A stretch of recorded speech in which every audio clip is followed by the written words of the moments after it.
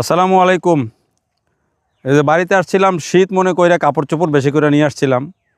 এখন বাড়িতে আইসা দেখি শীত নাই। সন্ধ্যায় নাকি একটু শীত বেশি পড়ে রাত্রে। কারণ এই যে এখন কিন্তু কোনো শীত নাই, ওইভাবে শীতের দেখা নাই। বাড়ির সামনে মাঠে ঘুরতে আসলাম। এই যে পেঁয়াজ চাষ হয়েছে, পেঁয়াজের তো দাম অনেক বেশি। তো আসলে এবার শীত তো অনেক দেরিতে আসতেছে, বর্ষাও দেরিতে গেল, শীতও মনে হয় দেরিতে আসতেছে।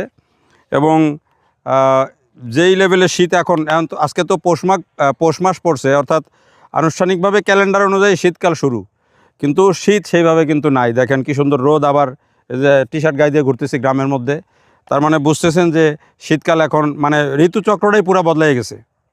এখন কিন্তু দুপুর, সেটাও বলেন।